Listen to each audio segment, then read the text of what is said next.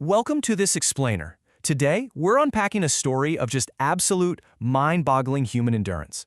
We are looking at the 1895 solo circumnavigation by Captain Joshua Slocum, a journey that completely defied logic and rewrote maritime history forever. Right, let's jump right in. To really set the stage here, think about modern sailing for a second. A modern circumnavigation usually involves a multi-million-dollar yacht, glowing GPS screens, emergency radios, and a highly trained crew shouting out commands. But Joshua Slocum in 1895, he had absolutely none of that. No radio, zero engines. He navigated using a cheap tin clock, and honestly, the most terrifying part of all this, the man couldn't even swim. So, to wrap our heads around how Slocum pulled off this impossible 46,000-mile odyssey, we're going to trace his route right from his captain's log. We'll look at the joke boat, pirates of the Mediterranean, surviving with carpet tacks, a $1 tin clock, a meeting with a flat Earth president, and finally, his ultimate triumph and the enduring mystery he left behind. Okay, Chapter 1, The Joke Boat. By the early 1890s, Slocum is this legendary 51-year-old retired sea captain who suddenly finds himself totally out of a job. So, an old friend offers him a ship for free. Sounds great, right? Well, actually, it turned out to be a rotting 37-foot oyster sloop named the Spray, just propped up in a cow pasture. It was literally a practical joke. But, Slocum didn't really laugh. Leaning into his ultimate underdog status, he spent 13 grueling months and a mere $553.62 meticulously rebuilding the Spray plank by plank with his own two hands. Then, on April 24th, 1895, he finally casts off from Boston into the Atlantic. And the locals, they were openly laughing at him. They were literally placing bets that this old man and his rebuilt oyster sloop would sink before he even cleared the harbor. What they didn't know, of course, was that he wouldn't be back for another 3 years. Moving on to Chapter 2, Pirates of the Mediterranean. See, his original plan was pretty straightforward. Sail east through the Med, go down the Suez Canal, and into the Red Sea. He crushes the Atlantic crossing flawlessly. But when he gets to Gibraltar, British naval officers immediately warn him that the waters ahead are crawling with deadly pirates. Ever the optimist, Slocum set sail anyway. And sure enough, almost immediately off the coast of North Africa, a heavily armed Moorish pirate ship locks right onto his trail. They're gaining incredibly fast, riding this massive wind. So, with the stakes as high as they could possibly be, Slocum pushes the Spray to its absolute physical limit, hoisting every single inch of canvas he has. Just as the pirates are about to board him and end this historic journey right there, a massive squall hits. Boom! The violent wind snaps the pirate ship's mast clean off, leaving them totally stranded in the churning waves.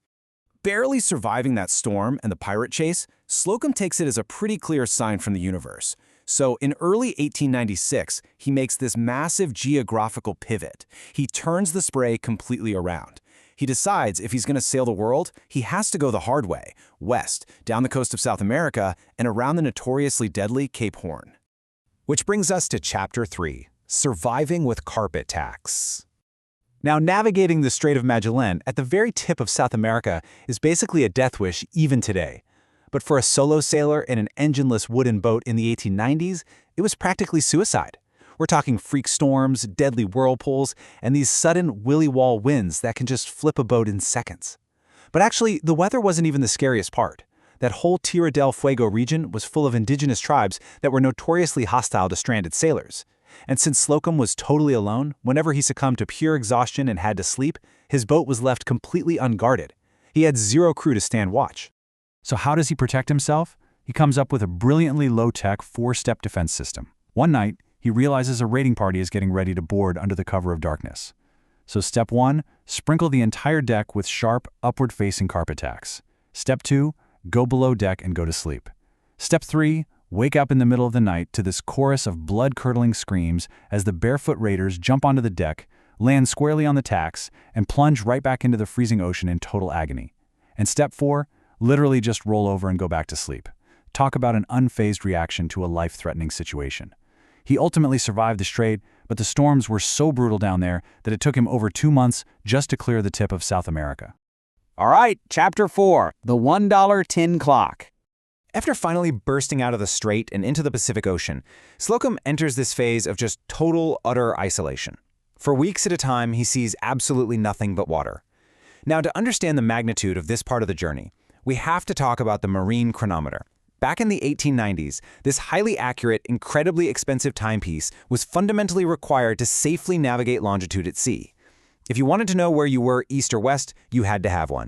But remember that tight budget from earlier? Yeah, Slocum couldn't afford one. So instead, for just $1.50, $1.50, he buys a cheap, dented tin clock to replace the expensive chronometer. And using only that, along with his deep, absolute mastery of lunar navigation, he pinpointed his location across thousands of miles of empty ocean with perfect accuracy. I mean, just try to imagine this for a second. You are navigating across thousands of miles of open, unpredictable ocean using a clock that only has one hand.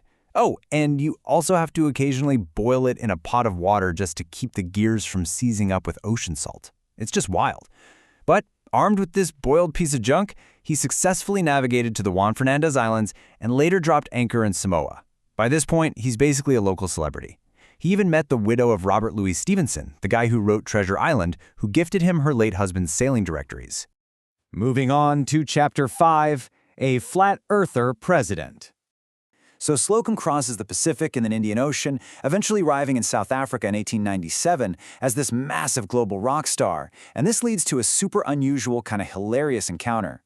He gets introduced to Paul Kruger, the president of the Transvaal Republic. When the guy introducing Slocum proudly announces he's sailing around the world, Kruger, who is a strict biblical literalist, gets absolutely furious. He shouts, "You don't mean sailing around the world. It is impossible. You mean sailing in the world." The president literally believed the earth was flat. Slocum, who had, literally just sailed across the globe, found this whole thing hilarious and wrote about it extensively in his logs. Finally, Chapter 6. Triumph and Mystery. Slocum departs South Africa to cross the Atlantic one last time, even casually declining protection from American battleships during the Spanish-American War on his way. The sheer magnitude of this underdog victory is just staggering. At 1 a.m. on June 27, 1898, the Spray glides quietly into the harbor at Newport, Rhode Island. He had survived 38 months at sea. He sailed 46,000 miles, entirely alone. Joshua Slocum basically did the impossible and completely changed maritime history. He went on to turn his meticulous logs into a book, Sailing Alone Around the World, which became an instant international bestseller and is still essentially a holy text for sailors today. But the ocean, it seems, wasn't quite done with Captain Slocum.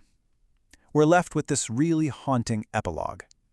In 1909, at 65 years old, Slocum sets sail in the Spray for a winter trip to the West Indies, and he is never seen again. No wreckage, no body, no trace of his beloved Spray was ever found. The man who miraculously conquered the world's oceans simply vanished into them without a trace. So we'll end this explainer with a final provocative question for you to chew on. Could you survive 3 years completely alone at sea? In an era where we rely so heavily on glowing screens, GPS, and instant communication just to feel safe, Slocum's journey is the staggering testament to pure human endurance, resourcefulness, and grit. It really makes you reflect on our reliance on modern comforts, doesn't it?